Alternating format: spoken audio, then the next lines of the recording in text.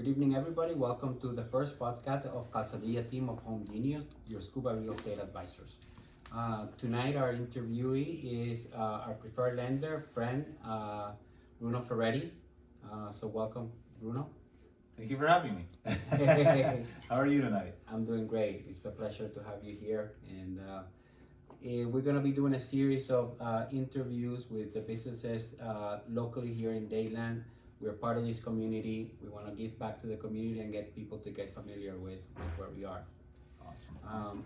Bruno, I'm going to start you with a quick question. So what is it that you like about being working here in the Dadeland area? So working in the Dadeland area, definitely the accessibility to food.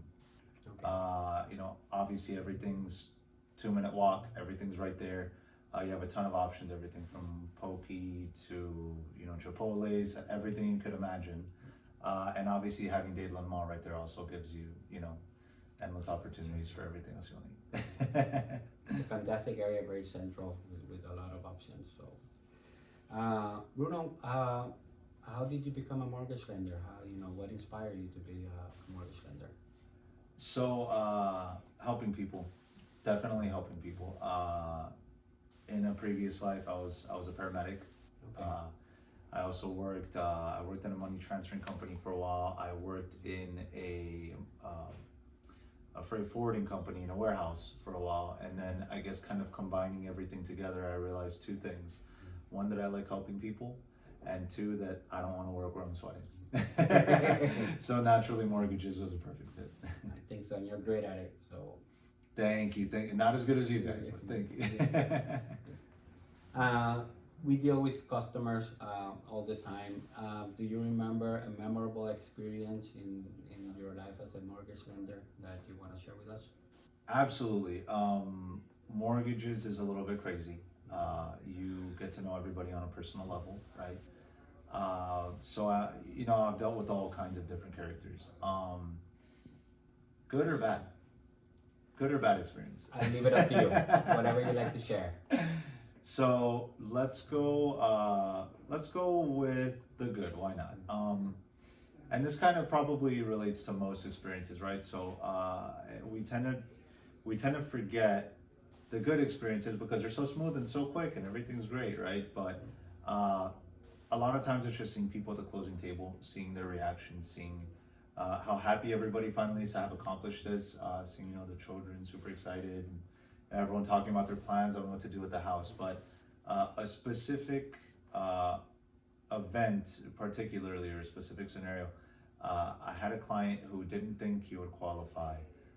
He was very, very picky. He actually came to me from another lender who at that point had basically given up on the guy because they couldn't find the kind of property that he wanted. And just working with the right people enabled him to get everything in line to close. And I remember that one in particular because just how happy everyone was after it happened. As a matter of fact, New Year's just came and went, and they like text me and everything on New Year's. So I can relate to that when it comes to diving because I'm a diving instructor. And again, when I have a student that's a natural, let's say, in the water, it's fantastic.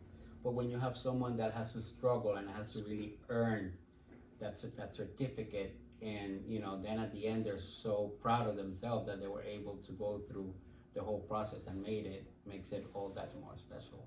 Oh, absolutely. So back to that question, the bad ones are always memorable, right? Because they're the ones that stress us out.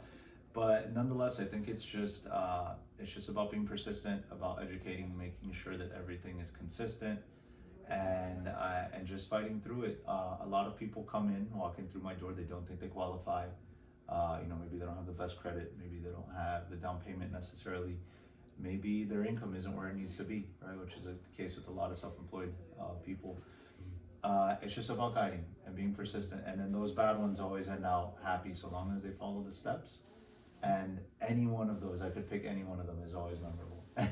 We're here to offer solutions, on both our sides to people and let them know that yes, might not be at the moment, but in the future, definitely they can make it. The important step is always getting started. Yeah. If you don't get started, if you don't do that initial consultation, to identify where you're at, how are you ever gonna achieve anything when you're shooting at a moving target? Yeah, absolutely. Tell me about an odd request from one of your clients. I get all sorts of odd requests. I've had people come in and think that they could buy a home with $100. I've had people, actually today I had a scenario that actually fits this perfectly. The guy came in and I was looking through, it was a married couple, and I looked at their taxes, and as I'm reviewing, one of them had straightforward W-2 income, and the other one, I was just looking through the taxes and I thought I lost my mind because I couldn't find his, I was like, wait, but where's his self-employed income?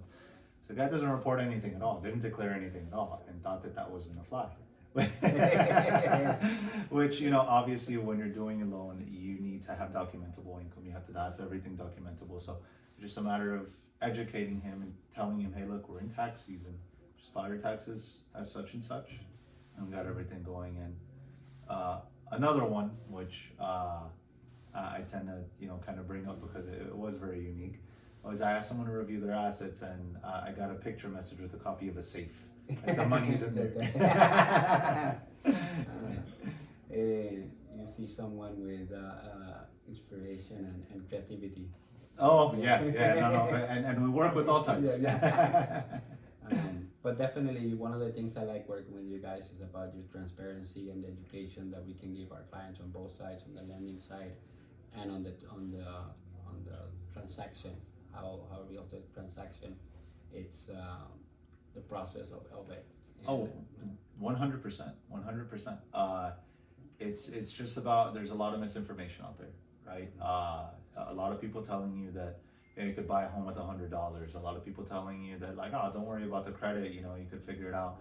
No, listen, mortgages, it's a very serious thing. It's a lot of times the purchase of your first home. Very, a lot of room for potential errors. So you want to make sure that you're working with a good team. You're making sure you're working with people that are reputable and experienced, and will make sure that they're transparent with you throughout the whole transaction. Keep you informed. Yeah. What do you like to do for fun aside from work? Aside from work, so I am Brazilian. So most Brazilians are like, oh yeah, he plays soccer for sure. He plays soccer. I don't play soccer. Okay.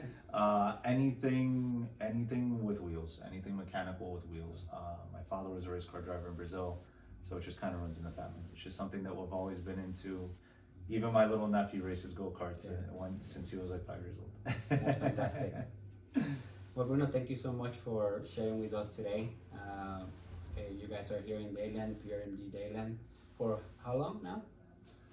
So we actually opened, right now it's January 2020. Okay. We actually opened in March of last year. So it's crazy how fast we've grown. It's absolutely crazy. We were at a different branch, just having tremendous success, and ended out, why not just open our own spot and do things different? Great, I'm so proud of you guys. You guys did a lot. So, again, thank you to our viewers. We're gonna be doing podcasts every couple of weeks, inviting different business owners or services in order to display our community. We're part of our community, and it's a way to give back. Everybody have a great evening, and see you next week.